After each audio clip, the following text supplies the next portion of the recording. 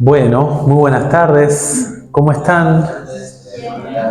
Bueno, me alegro que andan bien.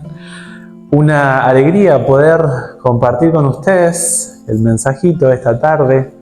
Gracias, Benja, por invitarme. Es un desafío siempre para mí armar los temas. No es algo fácil.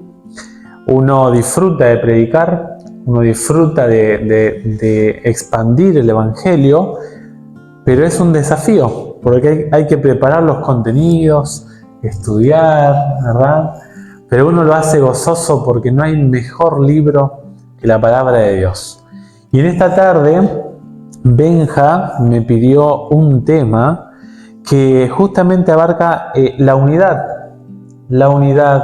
en Cristo, la unidad entre nuestros hermanos. Cuando hablamos de la iglesia, la Biblia llama a los hermanos, al cuerpo de Cristo, la familia de la fe. La familia de la fe. Y una familia no siempre nos llevamos bien, ¿verdad? Hay diferencias, hay momentos distintos, etapas diferentes en la familia. Todos los que hemos tenido o tenemos hermanos, sabemos lo que es cuando el baño está ocupado, ¿verdad? Que te usen una remera, un buzo, que te roben algo por allí, el perfume. La familia a veces no es fácil. Y aún más cuando hay integrantes de tu familia que se alejaron de Dios. Pero todos estos aspectos, lejos de ser argumentos para dejar de apreciar, dejar de vincularse con cada integrante de la familia, debe ser un motivo para fomentar una relación más estrecha con cada uno de ellos. Y si hay una carta por excelencia que nos enfatiza el tema de la unidad, es la carta a los Efesios. Efesios 1, 2 y 3 enfatiza la garantía de que Dios ha dado para que la unidad en la iglesia exista. Lo que Dios ha hecho es garantizar de que la unidad en la iglesia ya existe. En Jesús, dice el apóstol Pablo, ya tenemos garantizada la unidad. Nosotros como iglesia no tenemos que crear la unidad. No tenemos que hacer un esfuerzo nuestro para que se dé la unidad. La unidad en Jesús ya está dada. La Biblia dice allí en Efesios 2, 14 al 18, que Jesús rompió todas las barreras. No existe diferencia entre judíos y entre los gentiles.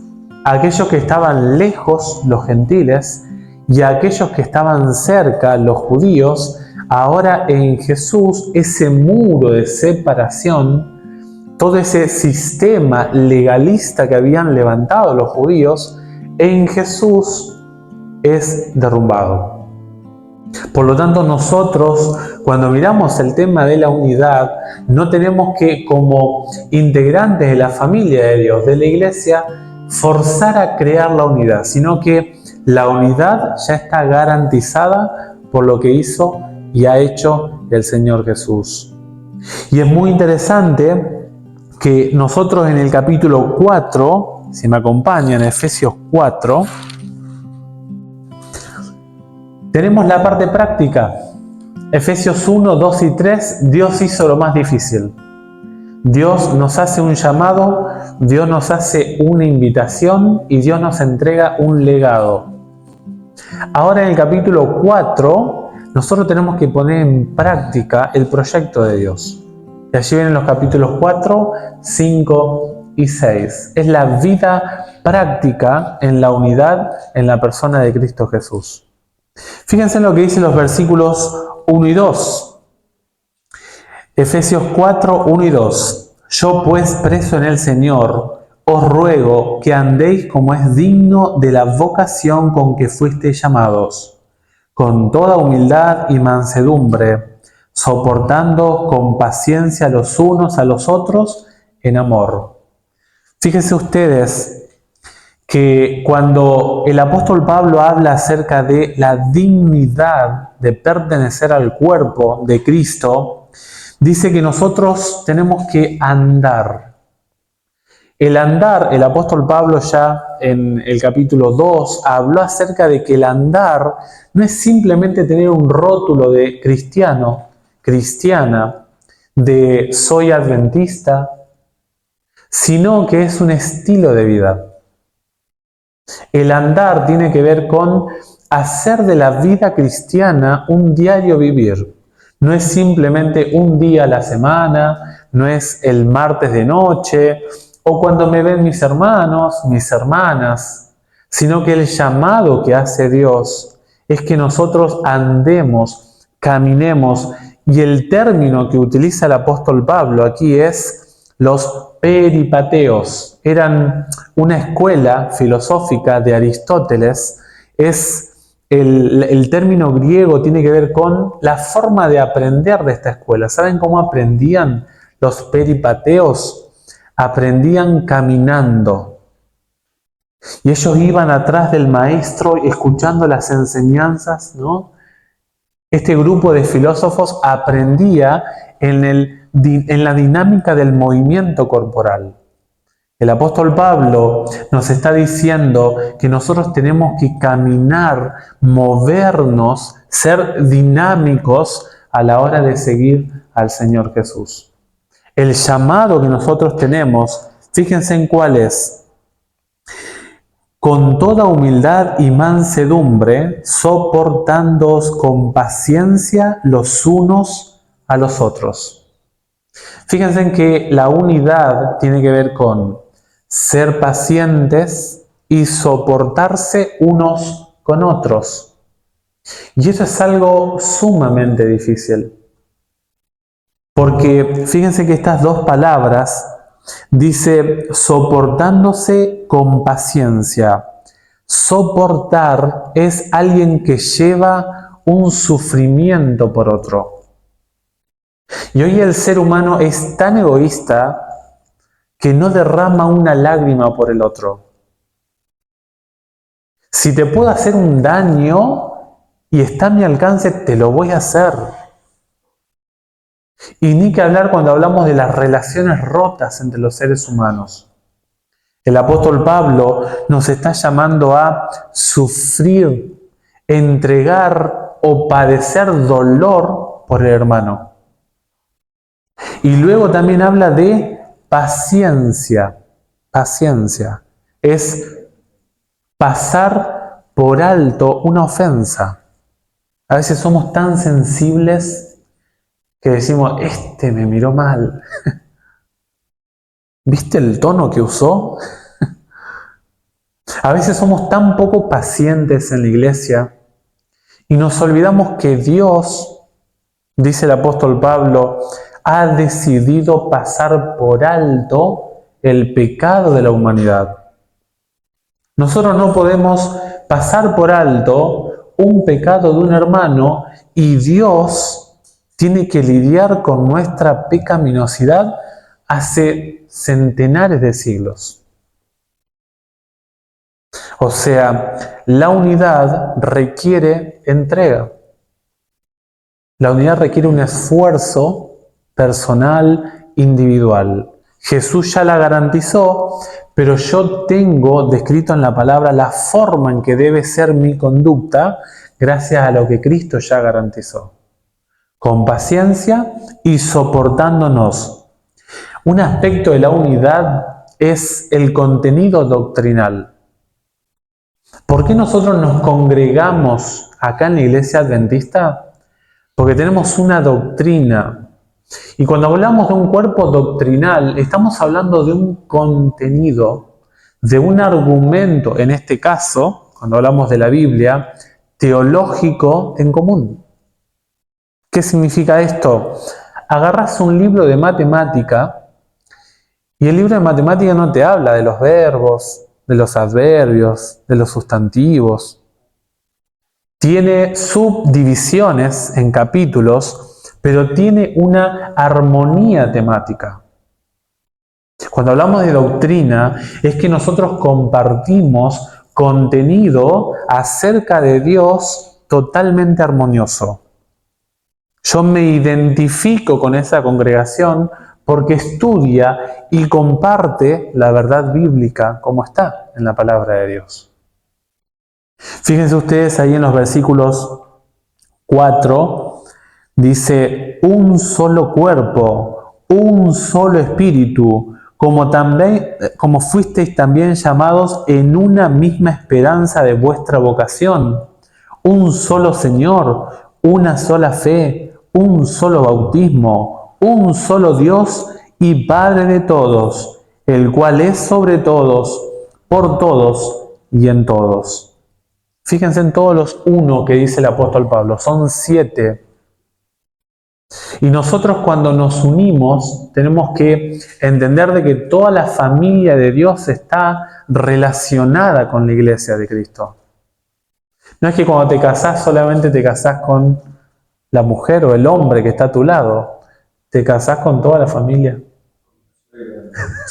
Sí, el vínculo comparte también a todo el paquete familiar. Yo los tengo un poquito más lejos, ¿no? Y capaz que me puedo escapar un poco. Pero nosotros tenemos que saber que con Dios tenemos a toda la familia humana. Hoy en día hay iglesias que aceptan a Dios el Padre, aceptan a Dios el Hijo y no aceptan la persona del Espíritu Santo. Y se correrá el riesgo, si no manejamos nosotros un contenido armonioso en la teología, acerca de la persona de Dios, de que te vayas. Me acuerdo en Asencamp, año 2017, encontré una mujer que antes había sido adventista, me dijo, y que ahora era católica, apostólica, romana. La unidad doctrinal garantiza nuestra permanencia en el cuerpo de Cristo. Una sola fe, el bautismo. El bautismo es sumamente importante. Hay un solo bautismo según la Biblia. Pero, como dice el tema, la unidad tiene un costo, hermanos. Y quiero hablarles esta tarde de esto, que es el costo que tiene la unidad. Y específicamente hay 2 pasajes en esta porción que nos van a hablar acerca de esto. Y nos va a hablar acerca de Jesús. Fíjense lo que dice el versículo 8. Por lo cual dice, subiendo a lo alto, llevó cautiva la cautividad y dio dones a los hombres. ¿Saben cuál es la figura que usa acá el apóstol Pablo? Usa la figura de un general.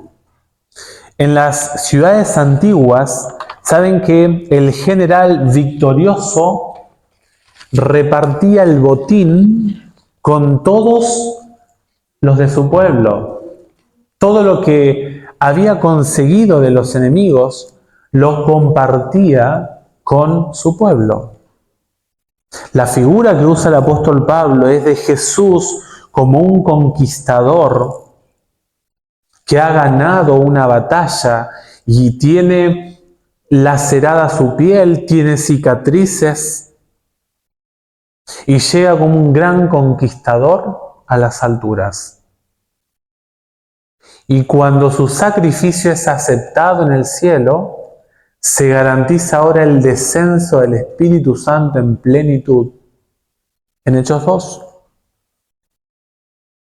El cielo aprueba el sacrificio de Jesús, corrobora que todo el plan de salvación ha tenido éxito, ha dado buenos resultados para la humanidad, y ahora Dios el Padre dice, ve a la tierra, al Espíritu Santo, y acompaña a mi iglesia, acompaña a mi pueblo. Y esta figura es linda, ¿no? que Jesús es el victorioso sobre los que eran cautivos del diablo. Pero ¿saben que antes de ser victorioso Jesús tuvo que descender? Fíjense lo que dice el versículo 9. ¿Y eso de qué subió? ¿Qué es sino que también había descendido primero a las partes más bajas de la tierra? Fíjense en que Jesús, antes de ser exaltado, Jesús se rebajó. Dice el pasaje que Jesús descendió a las profundidades. Él mismo dice, por ejemplo, en Juan 3:13, el que descendió es el Hijo del Hombre, el que ha estado en el cielo. Jesús estaba en una posición y acá en la tierra nos dice que Él se encuentra en otra posición. Porque he descendido del cielo, dice Juan 6:38, no para hacer mi voluntad, sino la voluntad de aquel que me envió. Noten ustedes la sujeción del Señor Jesús. Dice, yo estaba en una posición y ahora descendí de esa posición para venir a compartir con ustedes. Y cuando estuve acá en esta posición de rebajo, yo no hice mi voluntad, no hice mis deseos, seguí la voluntad de mi Padre. Dios, hermanos, no está enojado con la raza humana. Dios no está sediento de sacrificio. Lejos de eso, la persona de Cristo Jesús acá en la tierra es una manifestación del amor de Dios por la humanidad. ¿Qué significa que Jesús bajó? La Biblia dice que Jesús debía ser semejante a los hombres. Y Filipenses 2 dice que estuvo en la condición de hombres. Esta cita está en Deseo a toda la gente, las páginas 11, 14 y 15. Yo tomé algunas frases, miren lo que dice Elena de White acerca de Jesús. Desde los días de la eternidad, el Señor Jesucristo era uno con el Padre. Pero prefirió devolver el cetro a las manos del Padre y bajar del trono del universo a fin de morar entre nosotros y familiarizarnos con su vida y carácter divinos. Noten que Cristo tomó la debilidad humana con todas las desventajas, con todo el paquete de deficiencias, con todo el faltante que teníamos como criaturas caídas. Jesús vino y se sujetó a nuestra condición. Filipenses 2, fíjense lo que dice si me acompañan. Filipenses capítulo 2, la siguiente carta, versículo 6. Dice, Él, siendo en forma de Dios. Esta palabra, siendo, significa forma de ser. O mi existencia tiene una calidad de. Nosotros podríamos decir que somos o estamos siendo de naturaleza humana. Pero fíjense lo que dice el apóstol Pablo. Él, teniendo la cualidad o la condición de ¿quién? De Dios. Fíjense que el apóstol Pablo nos dice que Jesús era igual que Dios el Padre, igual que el Espíritu Santo. Jesús tenía la misma naturaleza y la misma esencia de toda la deidad, de toda la divinidad. Es toda cualidad de Dios, toda manifestación de la divinidad. Jesús estaba en la misma condición que su Padre y que el Espíritu Santo. Pero ahora Jesús cambia rotundamente su condición. Fíjense lo que dice el versículo 7. Se despojó a sí mismo. O sea, la entrega de Cristo fue voluntaria. Jesús tuvo que tomar la decisión de entregar el cetro del reinado de su potestad en el cielo para venir ahora a transformarse, a tomar la cualidad, a acompañar la naturaleza humana. Fíjense lo que dice el versículo 7. Tomó forma de ¿qué? De siervo. Esta palabra, nosotros siervo por ahí es un poquito más pasable, pero la Biblia dice en el original que es esclavo. Hermanos, el Rey de Reyes se hizo esclavo. Dejó toda su pompa, toda su gloria, dejó toda la alabanza de todos los ángeles, de todo el universo, por la humanidad. Se hizo menor que los ángeles. Tremendo, ¿no? Y este pasaje nos muestra que el esclavo actuaba de una forma y el esclavo actuaba bajo obediencia, bajo sumisión y bajo entrega total. Por eso Cristo dice, no he venido a hacer mi voluntad, he venido a hacer la voluntad del que me envió. Yo entrego mi vida y la vuelvo a tomar, dice Juan 10, 17 y 18. O sea, la entrega de Cristo es voluntaria. No es una entrega forzosa. Jesús lo hizo porque Él quiso hacerlo. Y saben que Jesús dice acá en la tierra, dijo, el Hijo del Hombre no vino para ser servido, sino yo vine para servir. Yo estoy en una condición de entrega, de servicio, de dedicación. Fíjense lo que dice esta cita. La vida de Cristo llegó a ser el sencillo cumplimiento de la voluntad de Dios.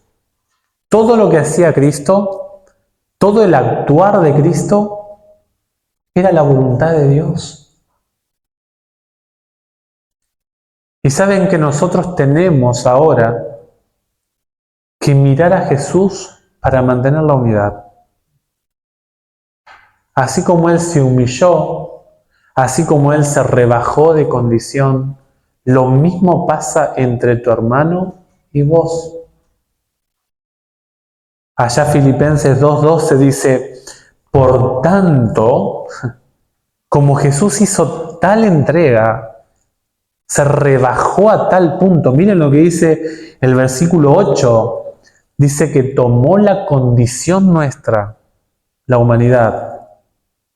Se humilló a sí mismo. ¿Saben? La palabra humildad es hacerse vil, es hacerse malo, es hacerse despreciable. La humildad es reconocer mi condición mucho más baja que la del prójimo. Luego dice, haciéndose obediente hasta la muerte. La obediencia hasta la muerte. O sea, despreció su vida. Y finalmente dijo, Señor, si tú quieres que muera, Padre, si tú quieres que yo muera de esta forma vergonzosa, lo acepto. ¿Se acuerdan que Jesús oró 3 veces, no? Allá en el Getsemaní. Padre, si es tu voluntad, pasa de mí esta copa. Pero no se haga como yo quiero, sino como tú lo deseas. Tremendo. Dice el apóstol Pablo en el versículo 12, por tanto, amados míos, como siempre habéis obedecido, no solamente cuando estoy presente, sino mucho más ahora que estoy ausente, ocupaos en vuestra salvación con temor y temblor, porque Dios es el que en vosotros produce así el querer como el hacer por su buena voluntad. Haced todo sin murmuraciones ni discusiones. ¿Por qué hay disensiones en nuestra iglesia? Porque nosotros no recordamos lo que hizo Jesús. Y cuando nosotros nos olvidamos de que Jesús se rebajó por todos nosotros, veo a mi hermano como un enemigo. Y me vuelvo egoísta. Y no quiero soportar a mi hermano. No recibo el llamado de Dios a la alta vocación que Él nos llamó, que es descender primero, porque según la Biblia, ante la exaltación viene la cruz, la humillación, la entrega. Cuando nosotros dejamos de vista lo que Jesús hizo, yo empiezo a pelear con mi hermano. Y empiezo a decir, ¿y este qué se cree que no me ayuda? ¿No te das cuenta que dedico tantas horas en la semana? Y empezamos a brigar con nuestro hermano. Si tú tienes problemas con tu hermano, recuerda lo que hizo Jesús por ti. Y te aseguro que todo sacrificio que hagas quedará pequeño en comparación de lo que hizo Cristo. Porque nosotros en el servicio imitamos a nuestro Maestro. El apóstol Pablo lo que está diciendo es, el costo de la unidad es rebajarse como Cristo lo hizo. Es practicar la humildad como Cristo lo hizo. Si tú no quieres servir en la iglesia, deja la iglesia tranquila. Pero el sentido de por qué la iglesia hace cosas, planifica actividades, planifica cultos y cree en la segunda venida de Cristo, justamente es mirando a Jesús. Jesús vino a servir a este planeta y nosotros como iglesia tenemos que aprender a servirlo también. En relación a Filipenses 2:7 hay una cita del comentario que dice así: nosotros que somos seres pecadores, que somos tan inferiores a Cristo, nos preocuparemos tanto por nuestra frágil reputación que nos resulte difícil o imposible rendir nuestra voluntad a la voluntad de Dios. Cuando compartamos el verdadero Espíritu de Cristo, cuando Él mora en nosotros y vivamos la vida del Hijo de Dios, se habrá cumplido en nosotros el propósito de la admonición de Pablo presentada en los versículos precedentes. Solo allí vas a trabajar feliz en la causa de Dios. Vas a venir al sábado y no solamente te vas a conformar con un cargo. No vas a ver a la iglesia como una especie de jerarquía empresarial. No, él es el anciano, es el pastor, que haga eso él. Vas a decir, Señor, ayúdame a estar en los detalles de tu casa. Ayúdame a disfrutar de servirte, porque yo no sirvo al pastor, no sirvo al jefe de diáconos. Yo miro a mi maestro y él se rebajó por mí. ¿Cómo yo no me voy a rebajar por su causa? Trabaja para Dios de forma que nadie te vea.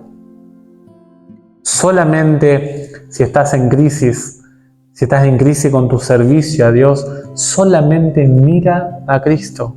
Es la única forma de conservar la unidad.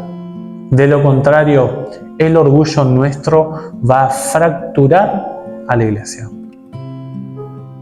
La iglesia, hermanos, a veces se ha olvidado de lo que Cristo ha hecho por nosotros. Y corremos el riesgo, ¿no? Ojalá que nosotros podamos entender, que podamos recordar lo que hizo Cristo por nosotros. Él, teniendo toda la gloria, toda la honra del cielo, dijo: voy a dejar esto y me voy a rebajar. El Señor Jesús no tuvo dónde apoyar su cabeza, no tuvo una casa. Es más, el Salmo 22 dice: veo mis costillas. Jesús dormía en una barca, ¿no? Y uno a veces se ofende tan fácilmente. Ojalá que nosotros podamos reacomodar nuestras relaciones en la iglesia mirando a Jesús. Es la clave, no hay otra. De lo contrario, te irás de la iglesia, serás un elemento disidente en la iglesia, o simplemente serás un obeso espiritual. ¿Saben quién es un obeso espiritual? El que se sienta a comer, se alimenta, se alimenta, se alimenta y no hace ejercicio. Qué triste llegar a tener una obesidad espiritual. Si recordamos lo que hizo Jesús, te aseguro que tendrás buena musculatura espiritual. Yo deseo que nuestra iglesia, yo no conozco la dinámica de la iglesia 12 de octubre porque estoy en otra iglesia, pero ustedes la conocen. Ustedes saben cómo sirve cada uno. Tú sabes cómo es la disposición tuya personal para con el pueblo de Dios. Pero ojalá que cuando venga el Señor y te pague por tus dones, te diga: buen siervo fiel. Sobre poco has sido fiel. Poquito que te di lo hiciste muy bien. Fuiste buen mayordomo. Ahora te voy a dar algo mucho mayor. Entra a mi reino y participa de la heredad de Jacob. Que Dios les bendiga como iglesia. Que solucionemos nuestros problemas. Nadie es perfecto. Tenemos fallas. Hay cosas que nosotros no hacemos bien, que otro hermano lo va a hacer muy bien. Hoy hablábamos de los dones. Ojalá que nosotros podamos en oración descubrir qué dones tenemos y entregarlos a la causa de Dios. Que Dios les bendiga ricamente, que tengan buena semana y recuerden servir como Jesús lo hizo aquí en la tierra.